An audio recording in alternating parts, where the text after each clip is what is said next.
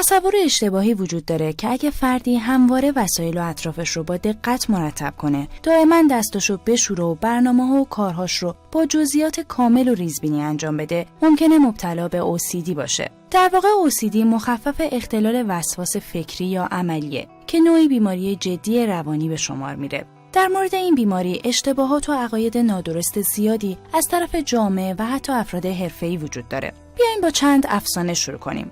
افسانه اول: رفتارهای تکراری و با جزئیات زیاد مترادف OCD در نظر گرفته میشن. همونطور که از اسمش هم مشخصه، اختلال وسواس فکری عملی دو جنبه داره. اولی افکار ناخودآگاه یا تصاویر و برانگیختگی‌هایی که به عنوان وسواس در نظر گرفته میشه و دومی رفتارهای اجباریه که افراد با تشویش و اضطراب انجام میدن و عاملش هم همون وسواس فکریه. به طور معمول مردم کارهایی مثل شستن بیش از اندازه دستها یا چک کردن چند باره چیزها رو مربوط به OCD میدونن، در صورتی که ممکنه مثالهایی از وسواس یا گرایشات اجبارگونه‌ای باشه که خیلی از ماها گاه و بیگاه اونها رو انجام میدیم، اما اختلال واقعی خیلی نادرتره و میتونه زندگی فرد رو کاملا فلج کنه. افراد مبتلا نسبت به افکار وسواسی و رفتار اجباریشون کنترل بسیار کمی دارن یا اصلاً کنترلی ندارن که در نتیجه انجام کارها براشون زمان زیادی میگیره و باعث ایجاد مشکلاتی توی تحصیل، شغل و زندگی اجتماعیشون میشه و به حدی میرسه که مشکلات روحی بزرگی برای اونها ایجاد میکنه. این دسته از شاخصهای تشخیصی افرادی رو که کمی وسواس بهداشتی دارن از مبتلایان به OCD جدا میکنه.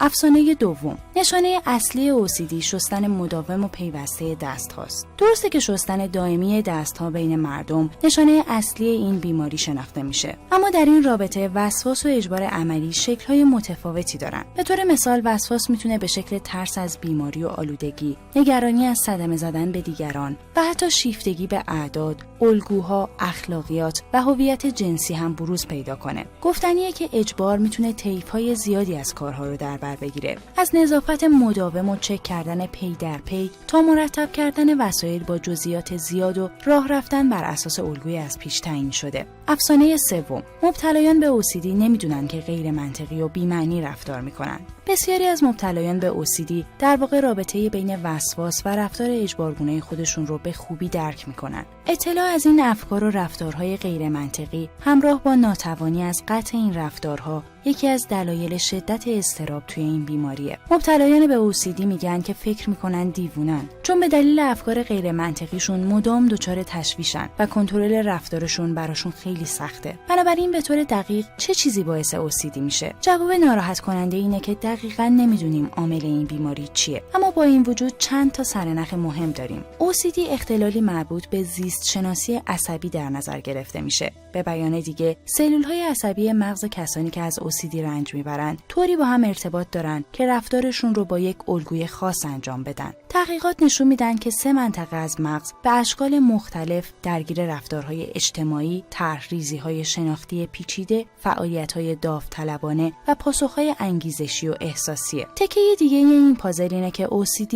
با سطح پایین سروتونین در ارتباطه. سروتونین یک پیامرسان عصبیه که بین ساختارهای مختلف مغز ارتباط برقرار میکنه و به تنظیم فرآیندهای حیاتی مثل خلق و خو، پرخاشگری، کنترل انگیزشی، خواب، اشتها، دمای بدن و درد کمک میکنه. اما هنوز هم به درستی نمیدونیم که فعالیت توی این مناطق از مغز و سطح سروتونین عامل OCD ان یا دلایل دیگه‌ای باعث به وجود اومدن این اختلال میشن. به احتمال زیاد جواب این سوال رو تا وقتی که شناخت بیشتری از عملکرد مغز به دست نیاریم نمیفهمیم. خبر خوب اینه که درمان‌های موثری برای OCD وجود دارن که شامل داروهایی برای افزایش سطح سروتونین مغز به وسیله محدود کردن بازجذب اون توسط سلول‌های مغزی میشن و همینطور درمان‌های رفتاری که به تدریج حساسیت بیمار رو نسبت به مسائلی که باعث اضطرابش میشن کمتر میکنه. بعضی مواقع هم که بیمار با شکل‌های مختلف درمان بهبود پیدا نمیکنه، از شوک درمانی به وسیله الکتریسیته یا عمل جراحی برای درمانش استفاده میکنن. دونستن اینکه مغز شما بهتون دروغ میگه و نمیتونید در مقابل دستوراتش مقاومت کنید میتونه خیلی دردناک باشه،